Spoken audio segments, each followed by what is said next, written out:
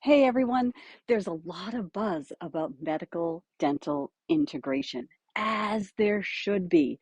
There is so much that goes on in the field of dentistry, and we need to be communicating with our medical providers and our medical professionals. And the more we do this, the better equipped we will be to meet the needs of every patient that we work with. Our patients need this from us.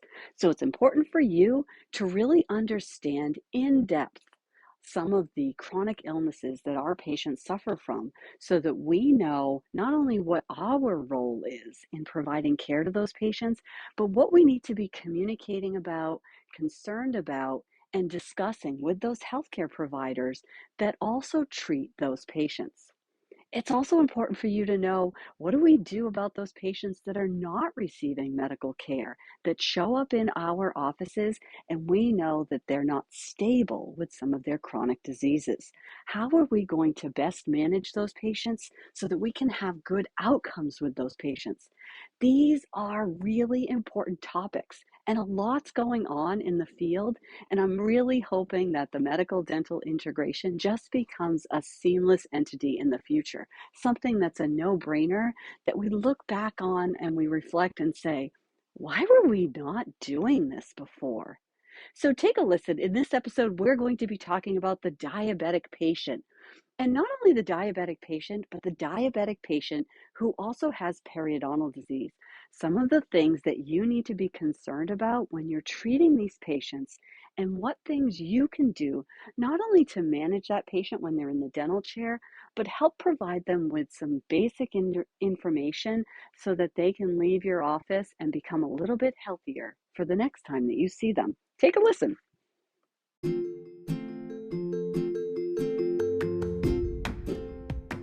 Hey everyone, welcome to the Happy Flosser podcast. My name is Billy Lunt.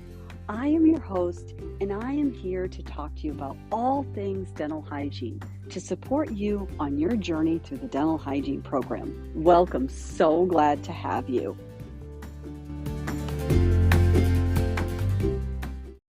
Are you looking for study sheets? I've created study sheets that cover the content of this episode. If you're interested, or that's something that's going to help you on your learning journey, you can click the link listed right in the description of these show notes. Happy studying!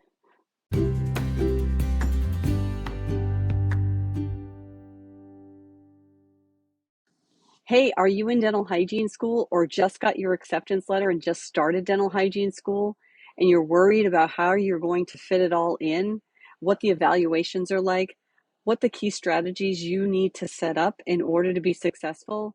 You don't want to have worked all this time to get accepted into dental hygiene school only to make some pretty major errors in your first and second semester.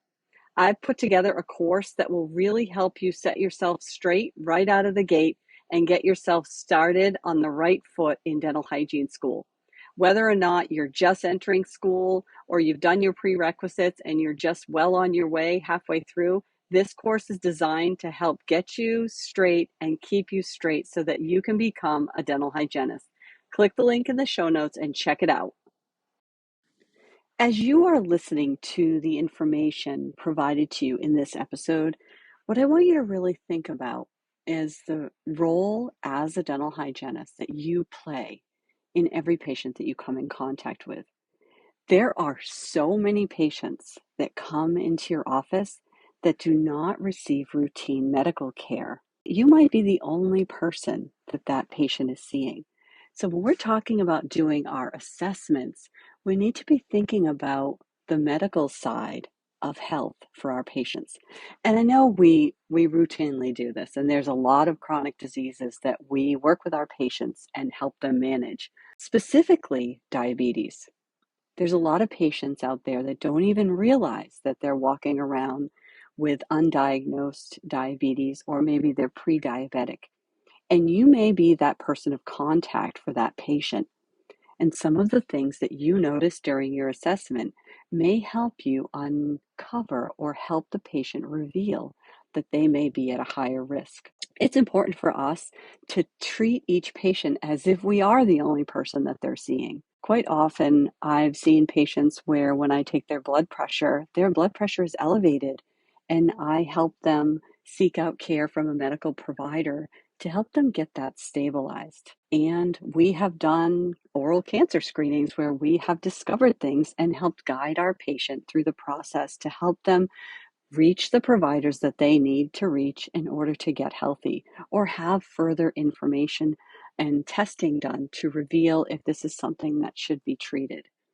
So, just like that, diabetes is very much the same. We treat our patients and we go through the assessment process. And some of our patients come in knowing that they're pre-diabetic or diabetic, and others may not know. So it's important for you as a healthcare professional to really be on the lookout when you're providing care to your patient on what to look for and then how to move forward when you discover certain things about your patient. Now, we know that there is a bidirectional consideration for our patients who are diabetic who also have periodontal disease. Because of the way the host responds to bacterial challenges, we know that there's a connection between stable diabetes, glycemic index, and periodontal infection. How healthy is your patient when you're doing your assessment? Now, keep in mind there's also environmental factors like smoking. So, when we have a smoker and a diabetic patient combined into one in our chair, we know that we have heightened awareness about where we're going with our treatment plan considerations for that patient. I covered tobacco cessation in one of the recent episodes, and so I just was compelled to cover diabetes as well.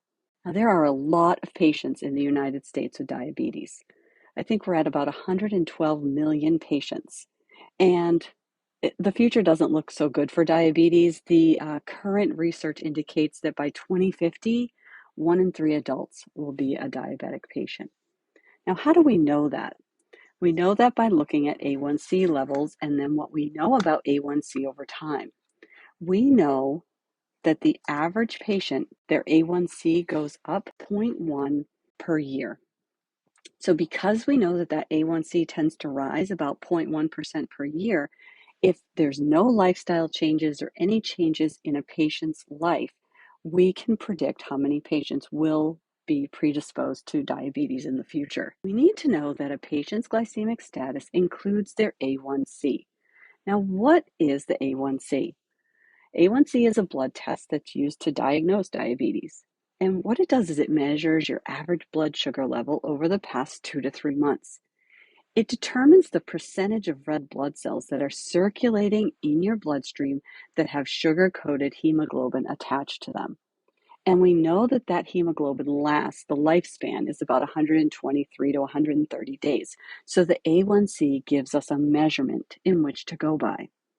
Now, when the sugar enters the bloodstream, it attaches to that hemoglobin, and this is what gives us our A1C results. When the blood is not able to transport that sugar into the cells and it attaches to the hemoglobin cells instead, this gives us a determination of whether or not our patient is prone to becoming a diabetic. When we test our patients' A1Cs, we're able to let them know their risk level.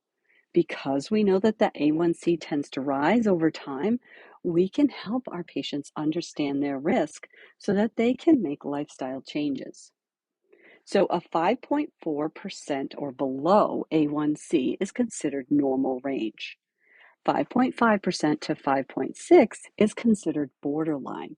And these are the target patients that we really want to help educate and increase their knowledge and understanding of what they have control over.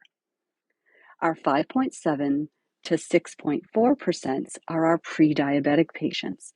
And then 6.5% A1C and above, these are considered our diabetic patients. Now, please know that type 1 diabetes and type 2 diabetes are different. Type 1 diabetes is an autoimmune disease where the pancreas does not create enough insulin. It typically has a family history attached to it, and it can develop at any time, but it usually occurs in children's, teens, and young adults. A type 2 diabetic is a condition where the body cannot use the insulin that it makes. This is also known as insulin resistance. There can be a family history, but there's also lifestyle considerations like being overweight, having a sedentary lifestyle, being older than 45 years of age, and there is some higher risk in some of our populations, like African Americans and Latinos have a higher risk of developing type 2 diabetes. Patient management in the dental chair, when you have a patient with type 1 or type 2 diabetes, there are some considerations that you need to be mindful of. You want to track the patient's blood glucose levels. And now this can be impacted by patients' stress. So during a dental visit, they can have a spike in their glucose levels specifically related to the stress that some patients feel when they're in the dental chair. So it's important for you to ask the patient the last time that they had their blood tested in that morning or that day, and what was it? It's also important for you to know that epinephrine in the local anesthesia can also increase the patient's blood glucose levels. Now, an A1C level below 7% indicates well-controlled diabetics. So when somebody's A1C level is over 8, you need to be really mindful of the care that you're providing that patient. Always ask your diabetic patient the time of their last meal, as well as what they ate. This will help you understand that patient's eating habits and how stable they are in that moment while they're receiving care from you. It's important for you to know what they ate so that you can make a determination if this patient is at risk of having their blood glucose level fluctuate an extreme amount while they're in your chair. Confirm with your patient that they've taken all the necessary medications for that day. Keep a fast-acting carbohydrate handy if the blood glucose levels fall, in order for you to maintain a safe environment for your patient. Communicate with other healthcare providers as needed to confirm your findings. An interdisciplinary approach to treatment for your patient helps provide successful outcomes. It's important for the medical providers to know that your patient has diagnosed periodontal infection that you're treating. It's also important for the medical providers to provide you with current A1C levels and concerns that they have about the stability of their patient. This is a team approach to care. Now, inflammation can come from all different areas of the body. Inflammation as it relates to insulin resistance is important for you to understand. Now, the pre-diabetic patient can still make lifestyle changes before the pancreas damage is too late for recovery. Keep this in mind. The body can no longer identify circulating insulin. When the patient consumes sugar, the insulin grabs onto the glucose and pulls it into the cells or stores it as fuel for later. If the pancreas is being bombarded with continued pumping out of ineffective insulin, it breaks down and eventually stops working. It means that the glucose is unable to move into the cells, so it ends up building up in the blood. As I said earlier, this creates an increased percentage when you look at the A1C. It's also important for you to know that an increased storage of fat on those organs can cause health issues, and it can toxify the liver. This is known as fatty liver disease. Now, it's the standard of care for the A1C test because we know that it's accurate in measuring the average blood glucose levels over a period of time. It's really the best monitor, and it also helps us help our patients understand the level of stability that they have. Always ask your patient their A1C level and help your patient begin to understand what those numbers actually mean. Educate your patient on the A1C levels. With no changes, A1C levels rise, as I said, 0.1% per year. So it's a great screening tool for our patient care and will become the standard of care chairside in the dental operatory in the coming years. It's really important for your diabetic patient to know what the numbers mean and how those numbers relate to periodontal disease.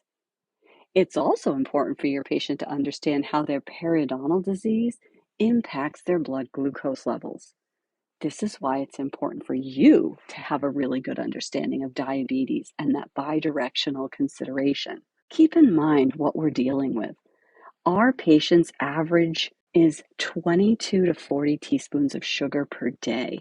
They require nutritional counseling. They want your help to help them build awareness on empty calories, fiber consumption, and the different types of sugars that are in the foods that they eat.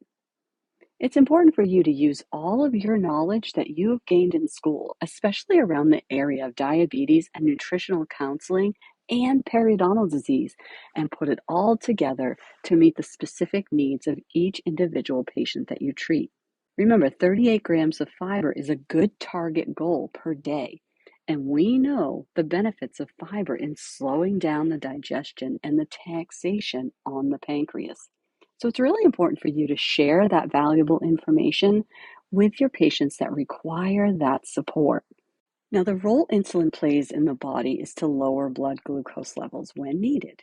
It performs this action by enhancing the membrane transport of the glucose into the fat and muscle cells, by inhibiting the breakdown of glycogen to glucose and the conversion of amino acids or fat into glucose. Now, also keep in mind, right, so you have to know the counterproductive piece. The role of glucagon is to stimulate the liver to break down the glycogen into glucose, synthesize the glucose, and then release the glucose to the blood, causing the glucose level to rise. So the glucagon rises the blood glucose levels, and the insulin lowers the blood glucose levels, and they work together to keep a balance. They try to maintain normal glucose levels in the body. And these two hormones are made in the pancreas, and they work together really well simultaneously when the pancreas is functioning normal. Now, you learned in medical emergencies, or will learn when you take medical emergencies, about hyperglycemia and hypoglycemia. And this can occur if the balance is not properly regulated by the pancreas. I will just touch on each one of these. Hyperglycemia is defined as the blood glucose levels being too high or hyper, and it can occur in a diabetic patient if they don't have enough insulin. People without diabetes can still develop hyperglycemia in certain situations. Blood glucose levels go up naturally as we eat, so there is a variation on what defines hyperglycemia in a patient. Hypoglycemia, the blood sugar levels are too low, hypo, meaning under. In a person with diabetes, it can happen if they have taken too much insulin or have not eaten for a long period of time. Now, if you don't have diabetes, there are no clinical guidelines on temporary changes to blood glucose levels. But patients with diabetes, the glucose level would be lower than 70. This would be considered hypoglycemia. Now, a lot of the signs and symptoms occur due to the release of epinephrine. The sympathetic nervous system responds to that lower blood glucose level by releasing epinephrine into the body. Now, hypoglycemia is very common in patients with type 1 diabetes or type 2 diabetes without taking insulin. Taking too much insulin and then the eating habits all impact the risk of developing either one of these conditions. Now, it's important for you to know the impact that diabetes has on the periodontium. When a diabetic patient is undiagnosed or uncontrolled, they are more likely to have periodontal disease than people without diabetes. If they have well-controlled diabetes, they're really no more prevalent than a patient without diabetes to have periodontal disease. So the patients with the uncontrolled diabetes or poorly controlled blood glucose levels have a really much higher risk at developing bone loss, more excessive attachment loss, or acute periodontal abscesses. There is increased vascularity associated with periodontal disease and an increased bacteremia, as well as release of pro-inflammatory mediators, and this increases insulin resistance as well. The prevalence of severe attachment loss is increased with the decrease in patients' glycemic control. And when periodontal infections are controlled or eliminated, insulin requirements are often reduced. So you go a long way at helping your diabetic patient control their blood glucose levels by helping them manage their periodontal disease. This provides you with an interdisciplinary approach to care. It's important for you to respond and correspond with healthcare providers so that you can meet the needs of your patient.